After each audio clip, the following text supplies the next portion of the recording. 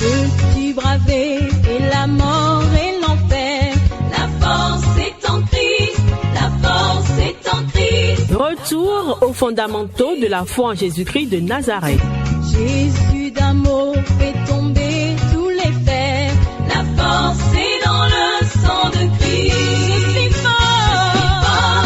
Retour aux fondamentaux de la foi en Jésus-Christ de Nazareth, une émission d'enseignement présentée par le pasteur Kétion Joseph. Plus que vainqueur par le sang. Retour aux fondamentaux de la foi en Jésus-Christ de Nazareth, c'est tous les mercredis de 10h45 à 11h15 sur Radio Évangélique Maranatha. Veux-tu du ciel t'approcher chaque Bonne écoute à vous. jour? La force est en Christ, la force est en Christ. Bonjour frères et sœurs en Christ. Nous sommes encore au rendez-vous. Jésus-Christ de Nazareth, qu'on appelle dans la langue hébraïque Yeshua, Yehoshua, Amashia. C'est le nom qu'elle a répondu pendant son ministère terrestre. Jésus-Christ de Nazareth, c'est une translittération du grec vers le français, n'est-ce pas? Notre Seigneur Jésus-Christ de Nazareth est ressuscité. Et je veux que toi et moi nous réalisions que c'est l'événement le plus important depuis que le monde est créé jusqu'à nos jours. Et ça doit être pour toi et moi l'objet de notre joie. Parce que en fait, de quel intérêt nous serait un sauveur qui est resté dans la tombe, mort et resté dans la tombe? Quel bénéfice nous en tirerons? Christ est ressuscité. C'est un fait historique. Alléluia. Et cette résurrection nous rassure.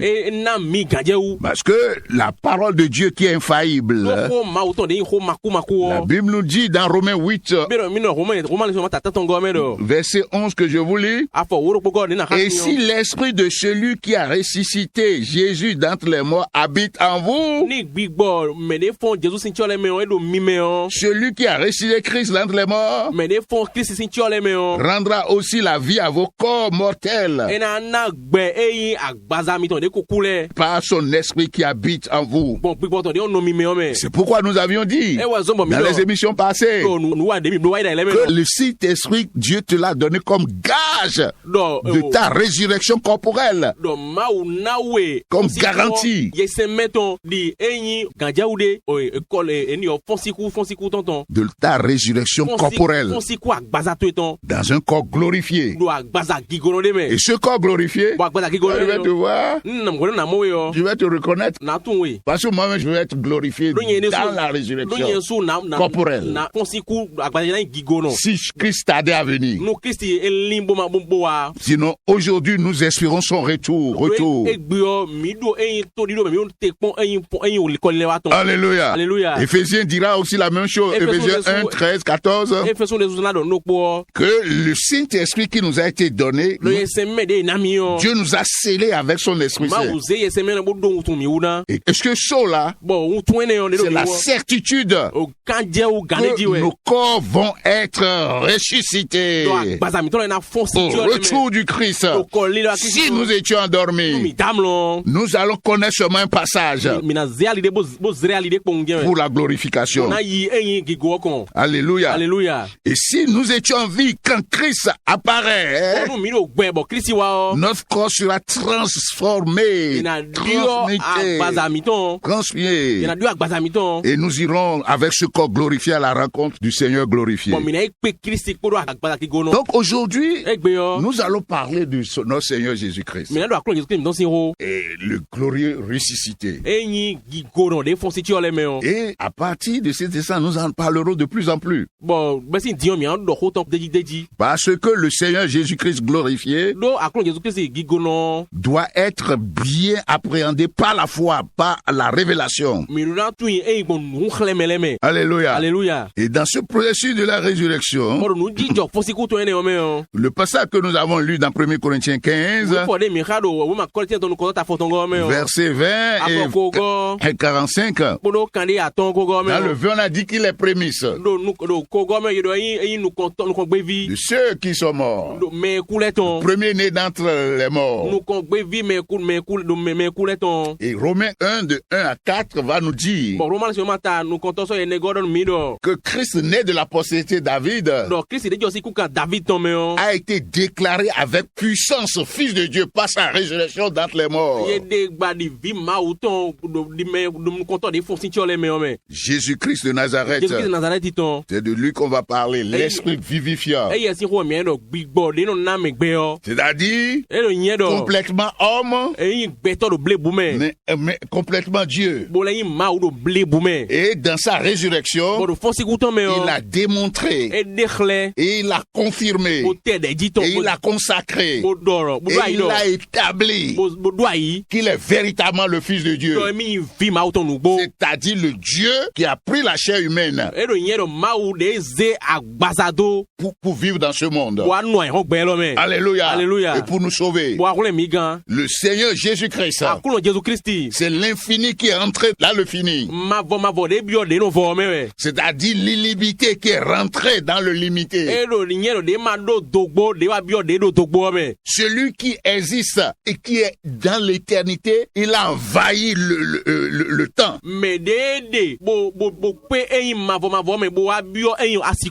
C'est pourquoi l'évangile dit ceci. Christ est mort pour nos péchés selon les Écritures. Enseveli le 3e jour, il est ressuscité selon les Écritures. Et ce que nous voulons dire aujourd'hui est très important aussi. C'est-à-dire nous voulons insister sur le fait que la Bible dit selon les Écritures. Parce qu'il y a plusieurs Christ qui sont faits prêcher aujourd'hui. Les gens qui sont dans des sectes pernicieuses, comme les différentes sectes dites chrétiennes aujourd'hui.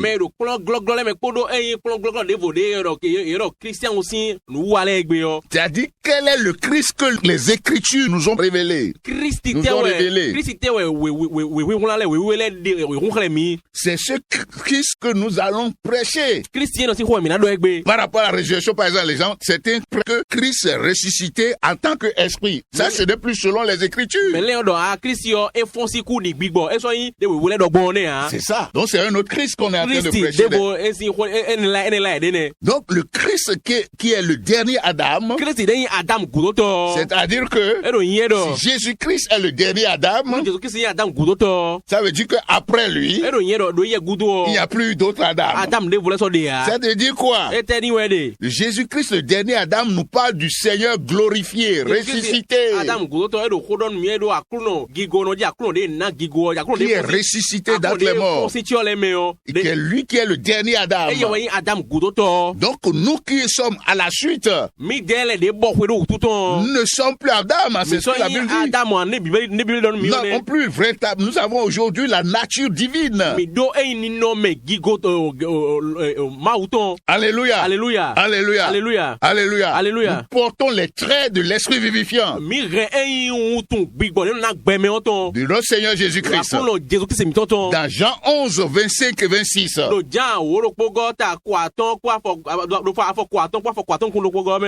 Il dit, je suis la vie et la résurrection.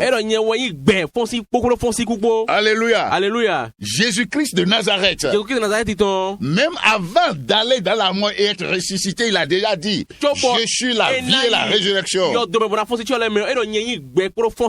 Alléluia. Alléluia. C'est-à-dire que c'est la vie.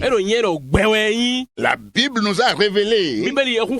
L'apôtre Jean nous a révélé dans sa première épître, le chapitre 1, les premiers versets, il dit ce que nous avons entendu, ce qui existait de toute éternité, et dont nous avons on nous a parlé. Je vais vous lire, c'est très intéressant ce qu'il dit là. Ce qui était dès le commencement, ce que nous avons entendu, ce que nous avons vu de nos yeux, ce que nous avons contemplé contemplé et que nos mains ont touché concernant la parole de vie. Car la vie a été manifestée. Et nous l'avons vu. Nous l'avons vu. Nous l'avons vu. La vie a pris le corps. Christ, qui est la parole de vie, s'est incarné. La vie a pris le corps. Et nous lui rendons témoignage. Et nous annonçons que la vie éternelle qui était auprès du Père, a été manifestée dans la chair. Et c'est Dieu, Jésus-Christ. Dieu vivant. Et avant sa mort, il dit, c'est moi la résurrection et la vie. Et dans toujours ce passage de Jean 11, il dit ceci, celui qui vit et croit en moi ne mourra jamais. Ne mourra jamais. Crois-tu cela? C'est ça notre Seigneur Jésus-Christ. C'est l'esprit vivifiant. C'est-à-dire qu'il donne la vie à qui il veut, la Bible dit. Dans Jean 5, voici ce que lui-même proclame. Alléluia. Alléluia. La Bible nous dit dans Jean 5, verset 21. Il dit, car comme le Père ressuscite les morts et donne la vie, le Fils donne la vie à qui il veut. Et c'est ce que dans le premier épître de Paul, chapitre 15, l'apôtre est en train de dire, il est un esprit, c'est-à-dire, il est vivifiant, il donne la vie. Et là, les versets 24 à 26 dit ceci.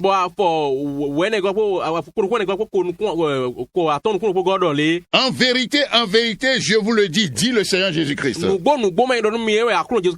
C'est-à-dire que dans l'Ancien Testament, quand les prophètes veulent prophétiser, ainsi dit l'Éternel. Comme lui-même il est là, il ne pouvait plus dire ainsi dit l'Éternel. Il dit en vérité, je vous le dis. Celui qui écoute ma parole et qui croit à celui qui m'a envoyé a la vie éternelle et ne vient point en jugement, mais il est passé de la mort à la vie. Si tu crois, tu passes automatiquement de la mort. C'est pas il sera. La semence de vie entre en toi. La puissance de vie impérissable en toi. La vie éternelle vient en toi. Et Jésus-Christ, pour démontrer cela, pour montrer sa force et sa puissance vivifiante, il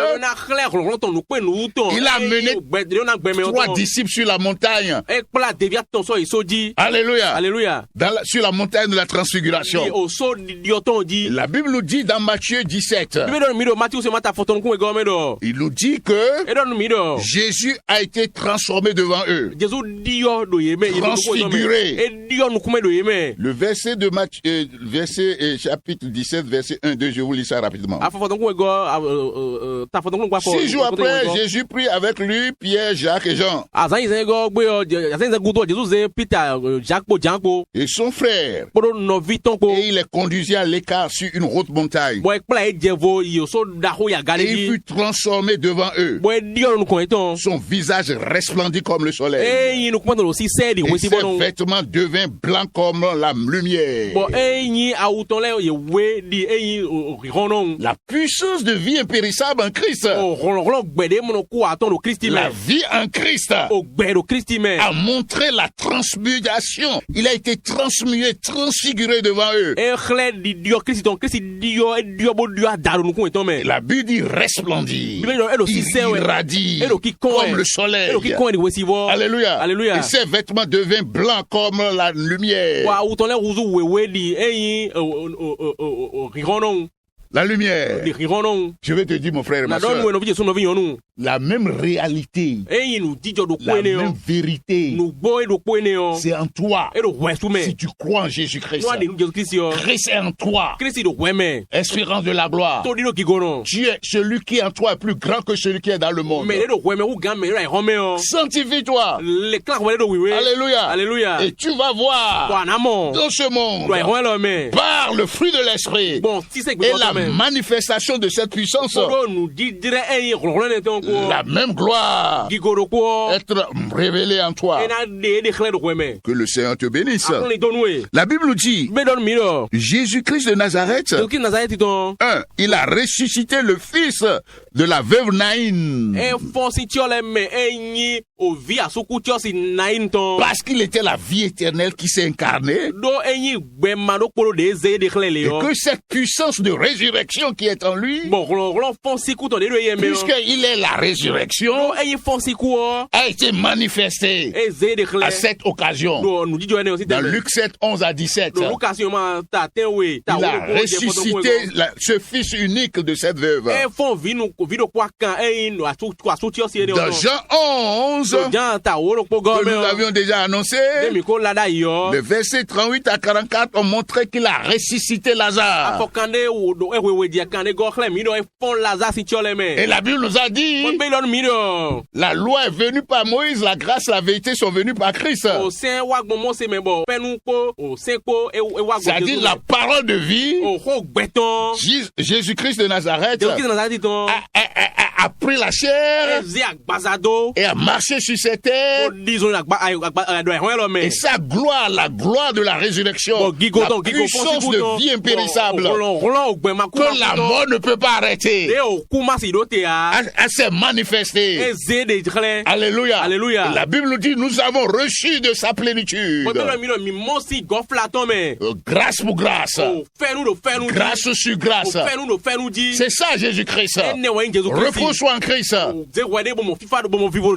Alléluia. Alléluia. La même chose se passe et se passera en toi. Il promet et il a affirmé que c'est la volonté du Père qu'il ressuscite tous ceux qui croient en lui. Alléluia. Alléluia. Alléluia. Alléluia. Nous allons lire rapidement un passage. Jean 6, 38 à 40. Jésus qui parle ici. Je suis descendu du ciel pour faire non ma volonté, mais la volonté de celui qui m'a envoyé. C'est-à-dire que la vie éternelle, la résurrection est descendue du ciel en tant que le pain vivant qui donne la vie au monde pour faire la volonté du Père. Et dans le verset 39, il dit, la volonté de celui qui m'a envoyé, c'est que je ne perde rien de tout ce qu'il m'a donné, mais que je le ressuscite au dernier jour. Si ce n'est pas ce Christ-là qui t'est prêché, si ce n'est pas ce Christ-là qu'on te décrit, c'est-à-dire Christ que les Saintes Écritures a révélé, il faut fuir là. Ça, c'est le diable qui s'est déguisé en ange de lumière et qui est en train de troubler, de tromper. La Bible dit ici, la volonté de mon Père, c'est que quiconque voit le Fils et croit en lui ait la vie éternelle, et je le ressusciterai au dernier jour. C'est ça la volonté. Donc la mission du Christ, la mission fondamentale du Christ, c'est de te ressusciter. On sait que l'humanité, tous les hommes de la race d'Adam ont un problème.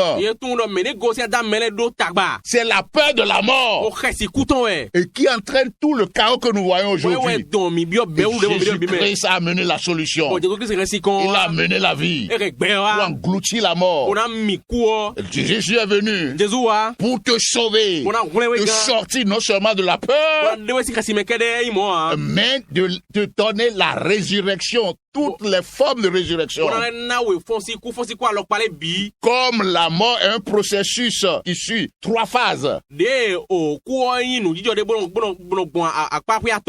la même manière, Jésus-Christ, dans la résurrection qu'il te promet, la vie qui t'amène, emprunte aussi les 3 phases. Les 3 phases de la vie. Nous avons déjà parlé de ça.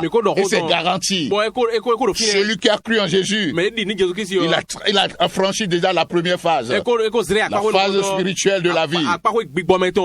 L'âme est déjà impactée, infectée. Et que la rédemption du corps est certitude et certaine. Du corps. Et le Seigneur Jésus dit ici, la volonté de mon Père, c'est de ressusciter tous ceux qui viennent à moi. Alléluia. Alléluia. C'est sa promesse encore. Dans Jean 14, 19, il dit ceci. Puisque je vis, vous vivrez. Jésus est vivant. Il est vie aujourd'hui. Jésus est le même hier, aujourd'hui, éternellement. Hébreux 13, 8. Et il vit à jamais. Alléluia. Alléluia. Alléluia. Et il dit, puisque je vis, vous vivez. C'est notre certitude, ça. C'est l'objet de notre foi, ça. Que servirait-il à un homme de gagner tout ce qui est dans ce monde s'il perdait son âme? C'est ce que Jésus a demandé. Donc, que tu t'exposes à toutes sortes de prédications aujourd'hui, quels que soient les miracles, les prophéties, n'oublie jamais que la finalité de la raison fondamentale pour Christ de s'incarner, de venir dans ce monde, c'est la résurrection. Alléluia. Alléluia. Et c'est ça, l'espérance chrétienne. La Bible nous révèle aussi quelque chose, que c'est cette promesse de la rédemption du corps, que Jésus-Christ, homme, Dieu, esprit vivifiant, qui donne la vie, sa promesse qu'il nous fait là, qui est l'objet de notre foi là, et qui distingue notre foi là, notre foi chrétienne de toutes les foi qui sont sur la planète Terre. C'est une promesse infaillible. C'est une promesse irrévocable. Et je voulais vous lire un puissant passage dans Hébreux. N'oubliez pas que notre espérance est fondée sur la promesse qui a été faite à Abraham. Puisque c'est toujours la promesse de la résurrection. Jésus-Christ, avant sa mort sur la croix, la Bible nous a révélé dans son incarnation, c'est-à-dire dans l'incarnation, c'est-à-dire la prise de la chair humaine pour opérer dans ce monde, il était le Fils unique de Dieu. Monogénèse, comme le dit les Grecs. C'est-à-dire qu'il est unique en son genre. Ce Fils-là est unique en son genre. Mais quand il est allé dans la mort, dans sa résurrection, il n'est plus le Fils unique. Il a engendré, il a provoqué les fils de Dieu. Alléluia. Alléluia. Et c'est ce que tu es, ce que je suis. Gloire soit rendue à Seigneur Jésus. Il est devenu le premier-né, le fils premier-né d'entre les morts, ressuscité d'entre les morts, prémisse. Et toi là, il est premier pour que nous on suive. S'il est le premier, il y a d'autres qui sont venus après. Et c'est la grâce de Dieu.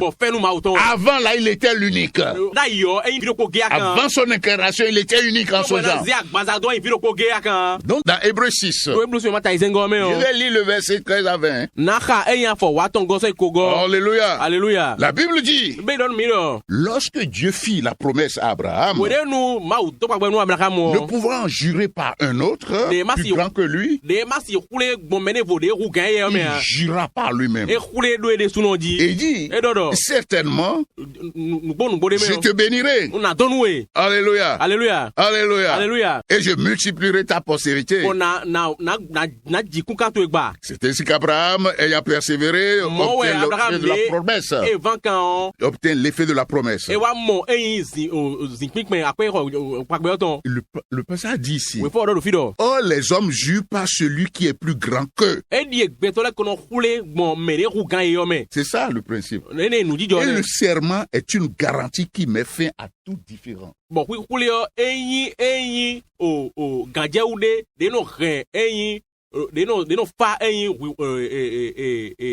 Les différents, c'est-à-dire que quand quelqu'un te fait injure, c'est-à-dire que ça met fin à tout doute, à tout différent.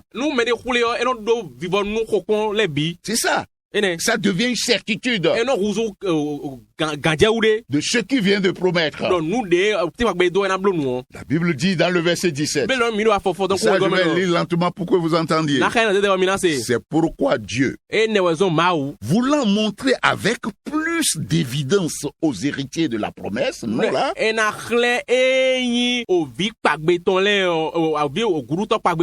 des preuves, c'est-à-dire montrer des preuves de ce qu'il promet. C'est pourquoi la résolution qu'il a faite dans sa promesse, il intervient par un serment. Ça veut dire que cette promesse qu'il nous fait a été enveloppée dans un serment. Dieu a juré ce que je promets, ça va être fait.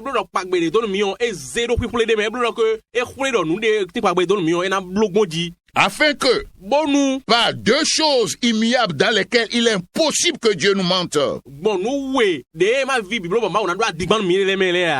C'est-à-dire le serment et la promesse, c'est-à-dire l'alliance et la promesse. Promesse. Dieu, quand il promet, il le fait. Mais s'il jure, ça devient encore sérieux. C'est ce que le passage dit. La Bible dit, afin que par deux choses immuables dans lesquelles il est impossible que Dieu mente, nous ayons un puissant encouragement.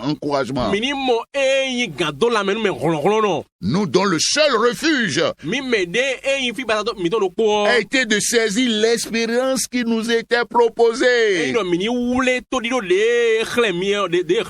Et cette espérance, nous la possédons comme une encre de l'âme. Et de l'âme. Alléluia. Alléluia. Alléluia. Alléluia. Sûre et solide. Elle pénètre au-delà du voile. Et est entrée pour nous comme précurseurs. Alléluia. Alléluia. Alléluia. Alléluia. C'est ça. Ça veut dire que notre espérance est solide. Et ça ne peut pas périr. La rédemption du corps est certaine.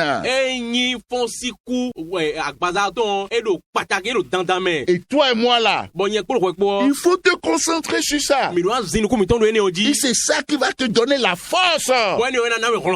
Qui va solidifier ta foi. Ce que t'attends à le retour du Christ. En détruisant la mort, il a détruit la peur de la mort. Tu ne dois plus avoir peur. Parce que tu ne peux pas mourir. La peur de la mort. Si tu es chrétien, tu as encore peur là. De la mort. Donc tu n'as pas reçu la révélation du Christ ressuscité. Que le Seigneur te bénisse. L'apôtre Jean va le présenter d'une autre manière. 1 Jean chapitre 3, il dit ceci. Voyez quel amour le Père a pour nous de ce que nous soyons appelés enfants de Dieu. Et nous le sommes. Si le monde ne nous connaît pas, c'est parce qu'il ne l'a pas connu. Verset 2. Bien-aimés, nous sommes maintenant enfants de Dieu. Et ce que nous serons n'a pas encore été manifesté.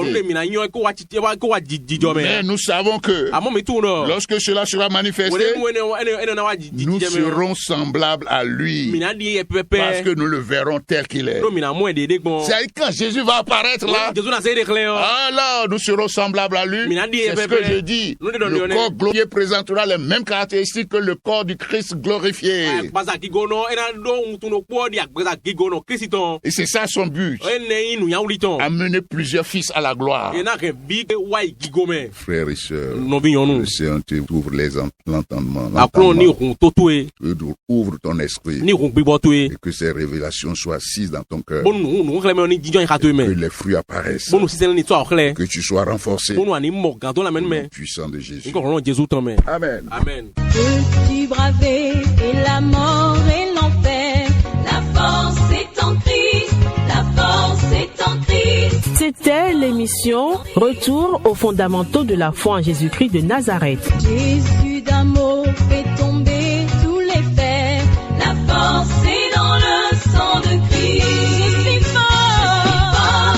Retour aux fondamentaux de la foi en Jésus-Christ de Nazareth, une émission d'enseignement présentée par le pasteur Ketcho Joseph. Oui, plus que vainqueur par le sang. Retour aux fondamentaux de la foi en Jésus-Christ de Nazareth, tous les mercredis de 10h45 à 11h15. Veux-tu du ciel? Contact du pasteur 53 53 03 84. 53 53 03 84. Que Dieu bénisse votre écoute. La force